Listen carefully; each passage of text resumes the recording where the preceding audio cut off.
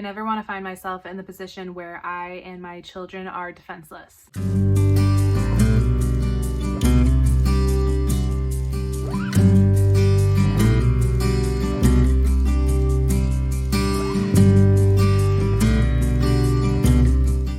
Hey guys, welcome to my channel, the one-stop shop for millennials, moms, and you to become more self-sustainable. In this video, we are going to be talking about emergency preparedness and getting ready for emergencies with your kids. Since it's September, it is Emergency Preparedness Month, so I'm going to be giving you 5 of my best tips to get you and your kids prepared for any emergency. And just like Steve Squirrel 96 said in this comment, Oregon had some really bad weather and they had some power outages. Some of those who were prepared for the emergencies were able to get through those relatively easily. This is just a prime example of why we need to be prepared for whatever could happen. Even if you never think it could, we never want to be in the situation of, I wish I had prepared.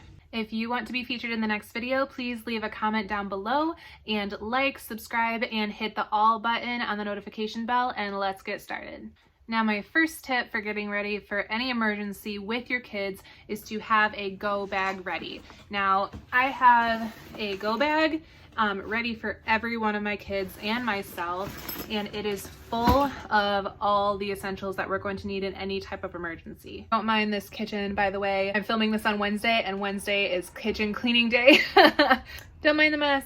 But having a go bag ready is actually very helpful in the event that you have to get out of your home quickly. If you have an emergency that's weather related, there are just so many scenarios that you can think of that you would have a go bag helpful. So say you have a weather related emergency like tornadoes, flooding, a fire in your home, hurricanes. There are just so many cases where having that go bag ready by the door and you can pick it up and go is going to be so helpful for you, so you don't have to spend time thinking of what you need to grab or packing the bag in that moment. You can just grab it as you're walking out the door. And someone actually brought to my attention of a good example as well. If you are trying to get out of a domestic situation, if there's abuse in the home and you have to get out quickly, but you're bogged down by the thought of like, I'm not ready, I can't get out because I'm not prepared of what's on the outside of these walls, have a bag ready. Like, get your bag ready now. Having clothes, a pair of clothes, snacks, phone chargers, pad and pen, maybe another backup cell phone, anything that you would find useful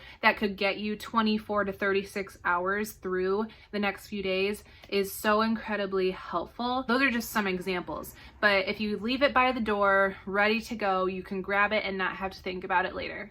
And if you would like me to go through what we have in our go bags for ourselves and the kids, I'd be happy to make another video of that. Let me know in the comments if that video would be helpful if you want to know what we have. The second tip I have for getting prepared for emergencies with kids is to have a plan for intruders. As a mom, I hate the thought of this. I don't want to be prepared for an intruder. If I'm going to be a good mom, I have to. I have to think about these things even if it's uncomfortable, because I have to be there for my kids. And this is where having a plan, having routines, procedures, drills, that is where this all comes into play. Find the best route for you and your kids. If they find an intruder's coming in first, if they hear something, then they have a route to go to and follow. What we do is I have whistles for my kids in their rooms. So if an intruder were coming into their room through a window, they would be able to blow the whistle. That would alert me and I'd be able to do my job. That is just a way for them to have that responsibility of alerting the family if they are the first ones to notice an intruder.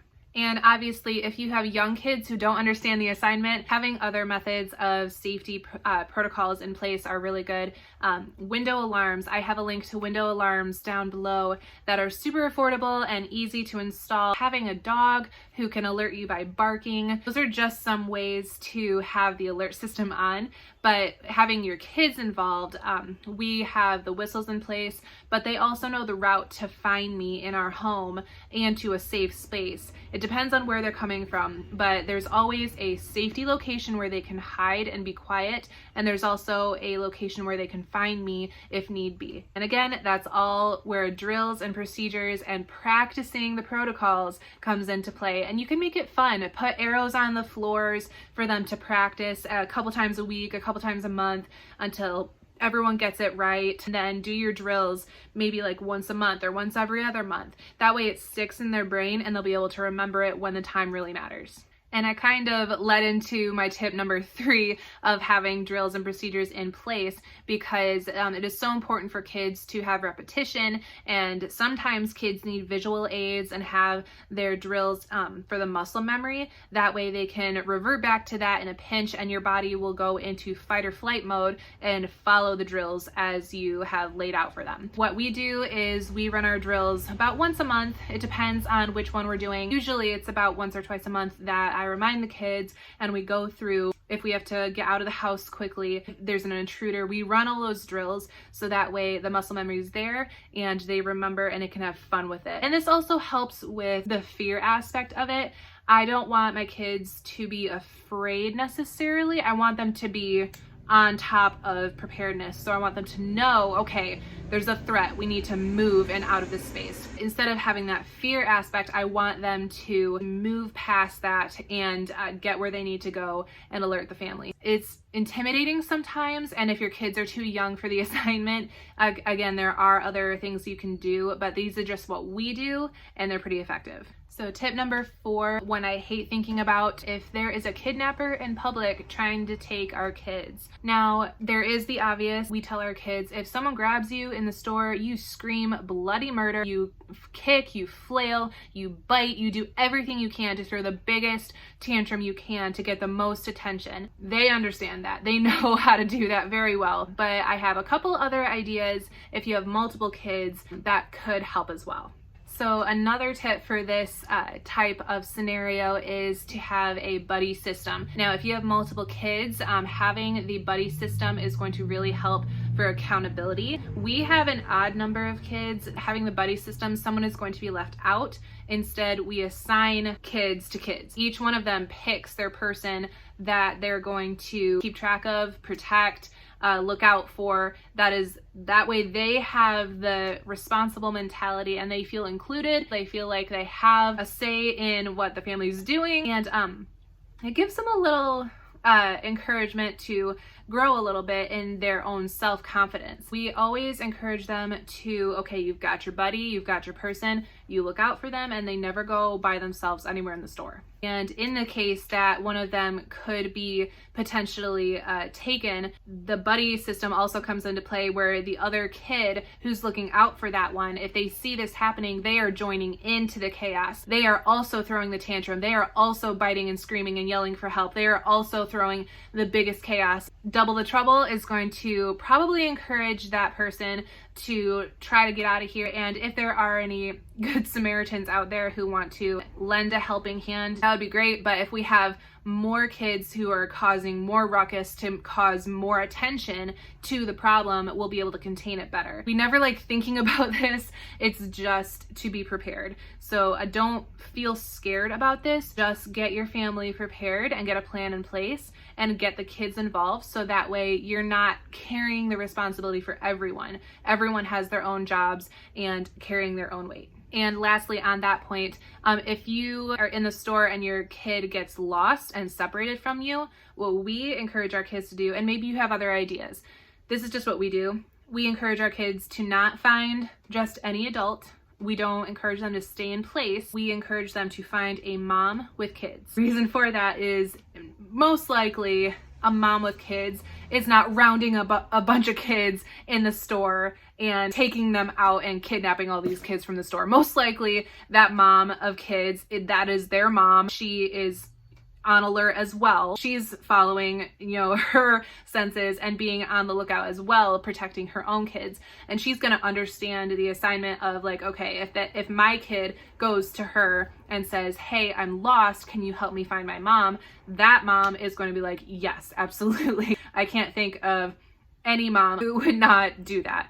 So we encourage our kids to find mom with kids being essential, because then you know that they're going to be on the lookout as well, and that person will help them get to an employee, a register. They'll be able to locate me, and that it goes from there. But that's how we encourage our kids, if they're lost in the store, to find us. Now, my last tip, number 5, is pretty straightforward. Teach your kids how to make an emergency phone call. This can be life-saving, especially for single parents.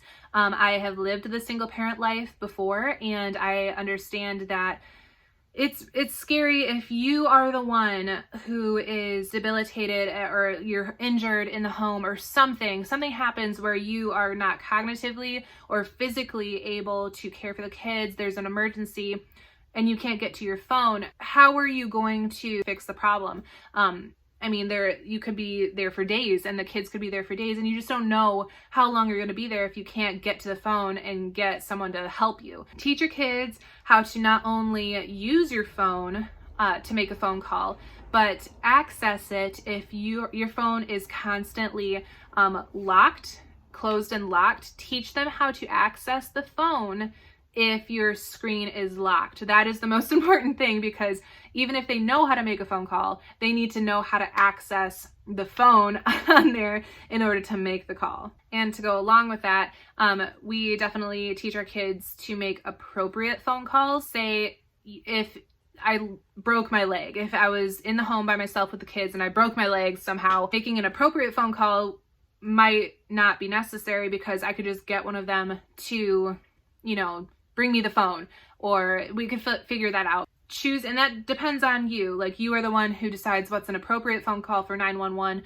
or an appropriate phone call for a family member. If you have a family member that lives like a mile away or a couple miles away and that could come and help, that would be an appropriate time to teach, like, okay, these scenarios call for a phone call to 911, these scenarios call for a phone call to a family member, and so on. So that is your discretion. That's how you figure it out. But teaching appropriate phone calls to 911 especially is very important for kids. Oh, and before I forget, have a phone list, like an approved phone list, somewhere that's accessible to the kids. Has everyone's number on it, family members, emergency numbers. Have them all listed out that is accessible, that the kid can find it, access it, read it clearly, and make the phone call with that. Because I'm not going to expect my kids to remember 5 different numbers like we did growing up. That's just not realistic right now for them. It is more realistic to give them the tools that they need in order to make a quick decision, and they can fulfill that responsibility right then and there. I have a template down below in my description that you can go grab for yourself. It's free. It is a template for phone calls. This little sheet for phone calls. So go grab it, fill it out, and post it somewhere in your home that the kids can reach. Well, there you have it. That was a lot of information, but those are my top 5 tips for emergency preparedness with kids and getting your kids prepared for whatever happens. If any of these tips resonated with you, or if you have your own tips, please list them below so we can learn from each other and we can grab ideas from each other. That way all of our kids are prepared and we can grow them up to be safe in this world. And if you found this video helpful, please like, subscribe, and hit the notification bell for more videos on Mondays and Thursdays. And I'll see you around the internet. My links are down below, and I hope you guys have a great week. Bye, guys.